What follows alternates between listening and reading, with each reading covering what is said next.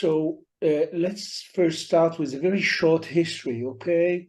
The invention of radiosurgery, the gamma knife by Lars Leksell, back in the 1950s, and the first installation was in 1968 in Stockholm. And the initial application of Lars Leksell, who was a neurosurgeon, was for psychiatric disorder. And then in the 1970s, Lawrence at the University of California introduced the concept of protein or heavy particle irradiation.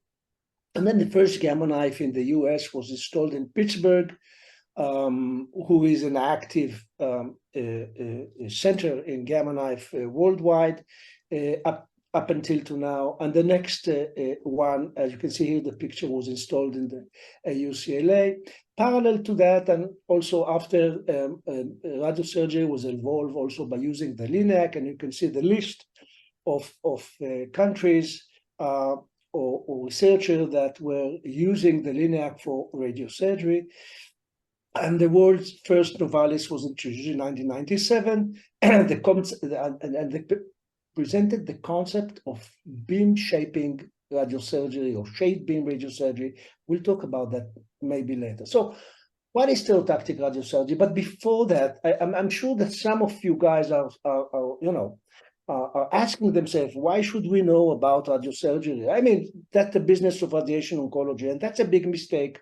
I share the opinion together with many of my colleagues in Europe and in US, also in India, that radiosurgery is an additional surgical tool in our hands. We have the microscope, we have the ultrasound, we have the neuronavigation, we have, everything. And radiosurgery is another asset. And why? Because we know the anatomy better than the radiotherapist or the radiation oncologist. We know to do a neurological examination. We know how to correlate between lesion and presentation. And we know where exactly we left tumor behind during microsurgery. So when we go to give the radiation, we can be more accurate. So there are many reasons why you guys should understand about radiosurgery and see it or consider it as another tool in your hand.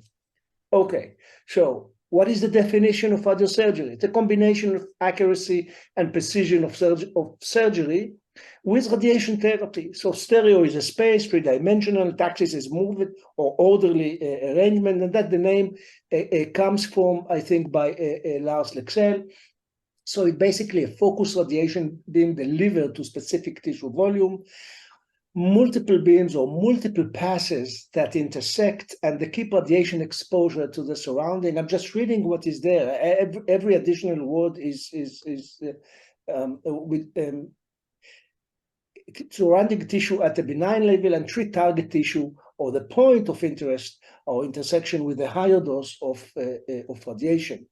So if I will show it in pictures, you can see here the intersection of one beam and multiple intersection, and here we have the good, the bad, and the good and sensitive.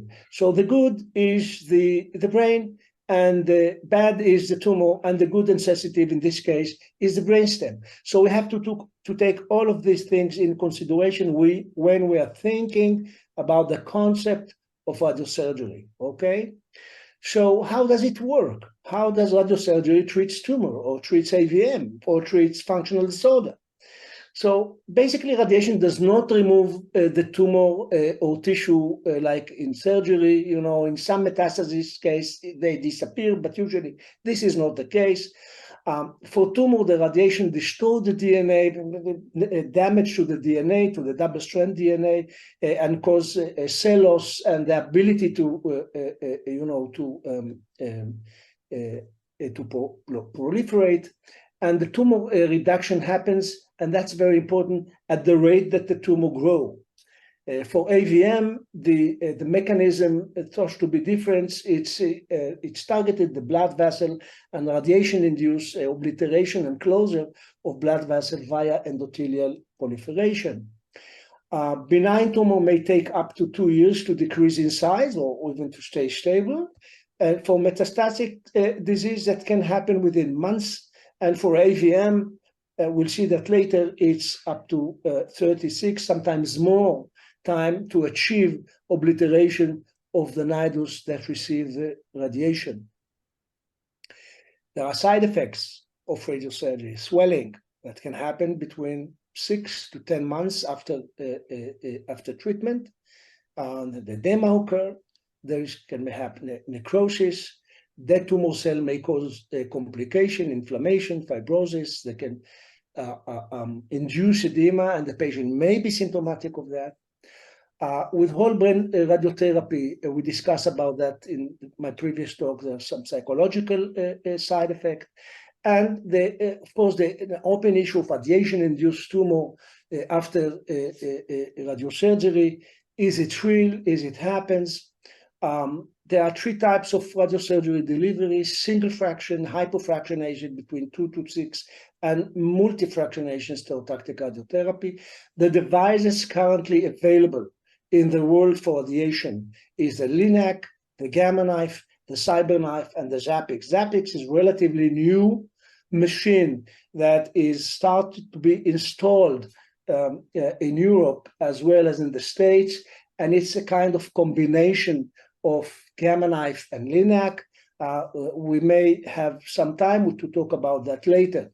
LINAC-based system, the biggest advantage is that it is flexible. You can use the LINAC also for body. You can use fractions. You don't need to put a frame on your patient.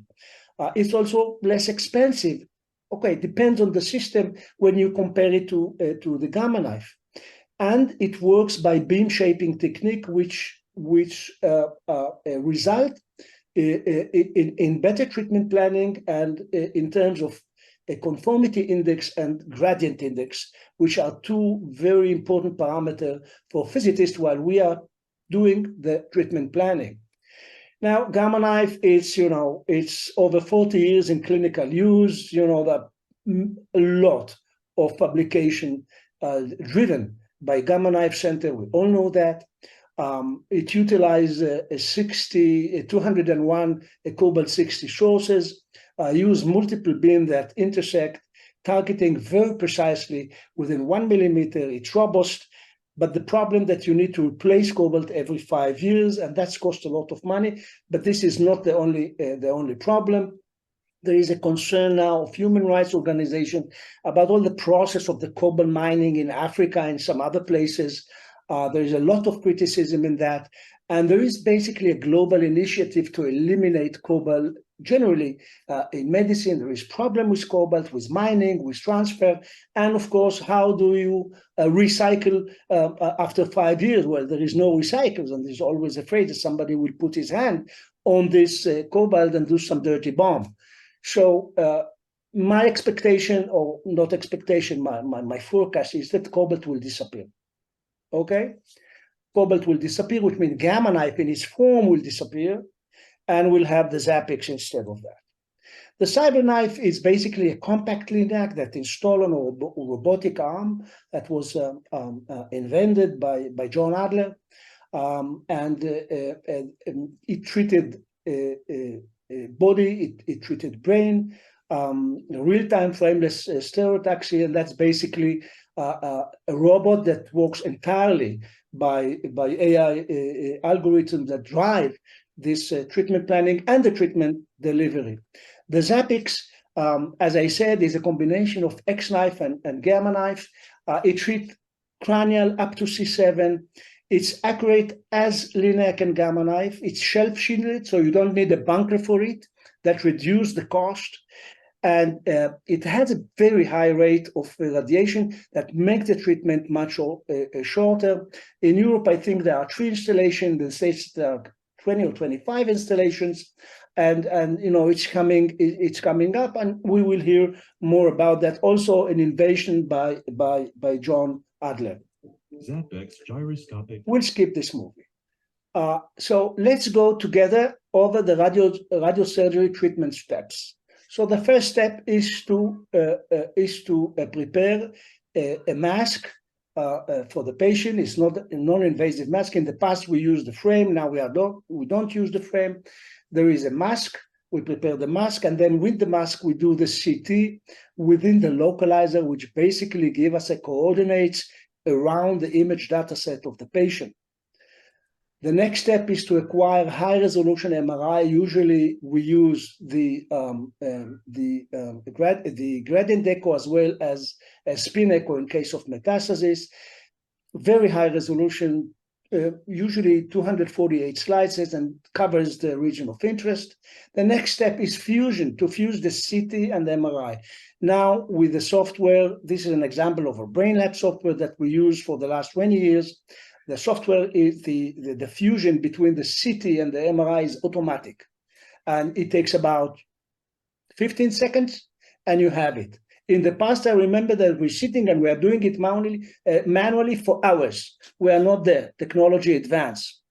And we can fuse CT, MRI, angio, PET, functional MRI. We can fuse all together, get anatomical data, get functional data, and do the treatment planning according to that. The second step is to contour. Of course, that's the work of the neurosurgeon, to contour the tumor and to contour the organ at risk. You can see here the contouring. This is the contouring that we are doing with the element. You can see here the optic chiasm, optic nerve, optic tract, brainstem, ventricular system. You can basically contour everything, and now there is an automatic contouring of anatomical organ at risk that the software comes with suggestion for the chiasm. You only need to check it. And of course, the next and the most complex part in the steps of radiosurgery is the treatment planning. You cannot do it by yourself. You have a software, that's right, but you have a physicist, and you sit together with the physicist and you do the treatment planning. That process may take between 2 to 3 hours, depends on the case. You generate multiple plans and you compare them with parameters, and then you select your choice. This is the treatment planning for vestibular schwannoma in the new generation element, which we use. And this is for multiple metastasis, as you can see here. I think I saw it before. This is a system that we have now. We have the TrueBeam extract tract with TrueBeam Novalis with the extract tract system with 3 layers, extract tract dynamic, 3 layers of registration, of localization of the patient. And you can see here they use those 3 layers: the thermal, the surface, and the X-ray. This is for body. The same is happening for cranial. You just see all these 3 layers in real-time X-ray, real-time thermal imaging, and real-time surface imaging. Use all 3 of them to get a very good positioning. Radiosurgery team, we have a neurosurgeon, we have radiation oncologist, radiation tech, physicist, and of course nurse coordinator always there. And up until now, it was just an introduction about what it is radiosurgery and why it is important. And now we are going for clinical application. So the clinical application for benign condition, you can see here: AVM, vestibular schwannomas, meningiomas, pituitary adenoma, craniopharyngiomas, glomus tumor, and some more. I will try, depending on the time that I have to go over some of the application and to explain. But we need to remember that radiosurgery is not indicated for large lesion exceeding 35 millimeters in overall diameter in young patients. That's always a question. With uncompensated increase in intracranial pressure, for infiltrative lesion without clear border. If you don't see border, you cannot contour. You cannot define the target volume. And for hypothalamic and chiasmatic tumor, you cannot give single shot. You can give fractionation. Now let's talk about AVM. In radiosurgery, deliver high dose of radiation, and it induced the gradual sclerosis and thrombosis of the vessels. And in time, it's supposed to eliminate the nidus, and the time that take for obliteration between 2 to 4 years, which is a downside of AVM. This is one of the cases that we did. We use MRI, angiography with a mask, and of course high-resolution CT to define the target. This is a case of a young patient with a large left basal ganglia AVM which bled to the ventricle. It's not aruba. She bled. So we had to treat her after a long period in the intensive care unit. And rehab, she came, we gave her six fraction of 6, and you can see here, that was the initial AVM. You see the early draining of the nidus, and that's about, 5 years later, disappeared. No early draining of the AVM. So in this table, I put for you the obliteration rate as a relation to Martin Spetzler. What are at 5 years and at 10 years? You can see for Martin Spetzler 1 and 2 is 66 to 80% for 5 years, up to 90% in 10 years. For Martin Spetzler 3, you can see the numbers here. And for 4 and 5, you can see the number. We can receive a better result when you use fractionations or stage radiosurgery for large AVM. And this is the obliteration. That's the time between 2 to 4 years. And there is, of course, complication. And the most common complication is what we call radiation-induced changes. You can see it, radiosurgery for AVM. You can see 6 months later. Sometimes you can see enhancement, which suggests of necrosis. And when you go over the large number, 35% will have radiological, what we call RIC, but permanent, only 3.8 will remain in terms of neurological deficit. Cyst formation about 1%, and radiation-associated AVM, glioblastoma in this case. This is some of the reported case report of development of glioblastoma later after AVM radiosurgery. This is a case that we had that were published in our local journal. But when you look at this paper that was published in Lancet Oncology, and he compared the radiation-associated risk for intracranial malignancy, and the conclusion, just to make it short, the data show that estimated risk for intracranial secondary malignancy or malignant transformation of benign tumor in patients treated with stereotactic radiosurgery remain low at long-term follow-up, and it is similar to the risk of the general population to have primary CNS tumor. Vestibular schwannomas, very common indication for radiosurgery. This one of the sentences or things that I heard from patients that are coming, just to watch it, remove it. If I will do it, it will never come back. I can save your hearing. Radiosurgery doesn't work. You will be deaf with paralyzed face. You are too young to have radiosurgery, etc., etc., etc. And that's, that puts some confusion in our patient. And not all of these are, the ground truths. Scan and watch, big question. There was, I think, the paper in JAMA just from this year showed that there is a clear advantage in treating upfront and not to watch vestibular with radiosurgery and not to watch vestibular schwannoma.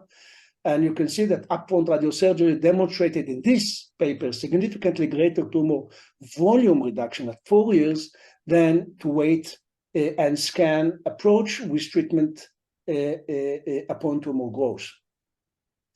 What are the goals of treating vestibular schwannoma with irradiation?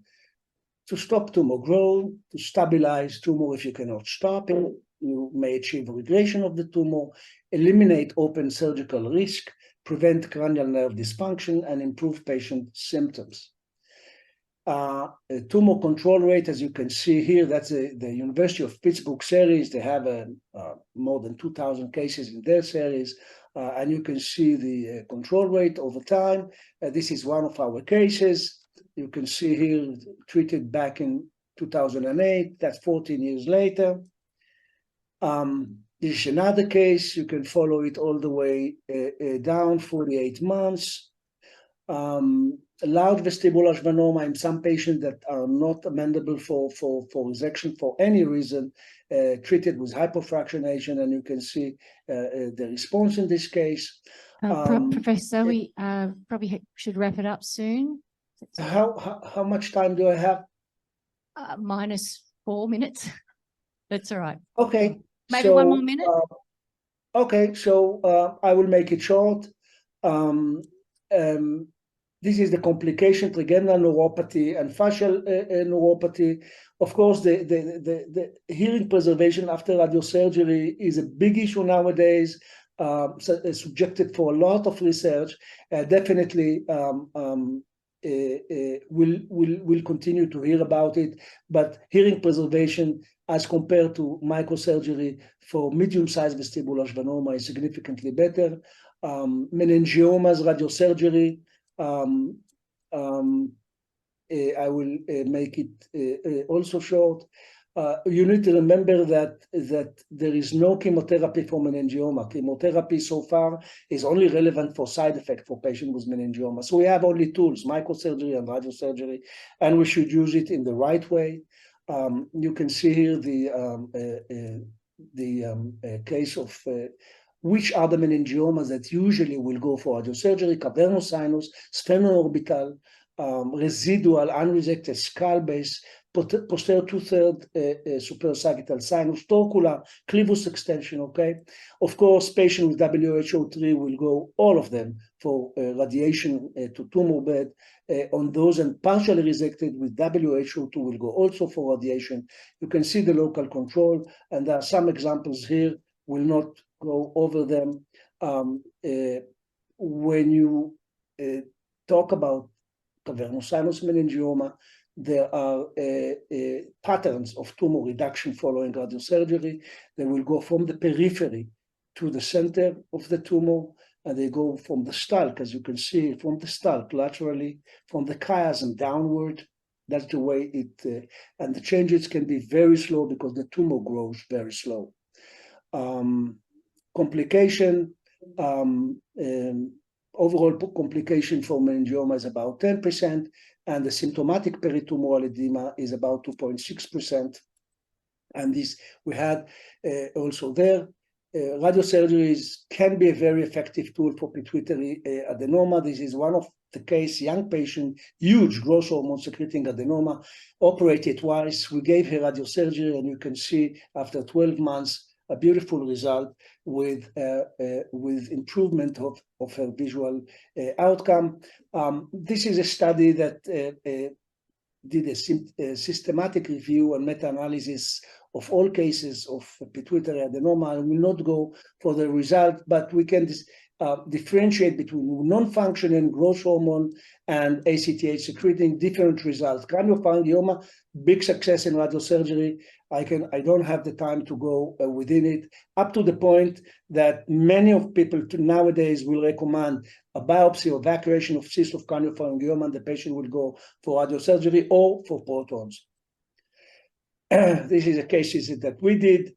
For malignant tumor, brain metastasis we discussed, but focal glioma, hemangioblastoma, hemangioperitoneuma, and choroidal melanoma. We can see the case that we did with glioblastoma and see what's happened 3 months down the road. Beautiful control at the site, but that's a tumor that go around. This is not terribly good treatment for glioblastoma radiosurgery.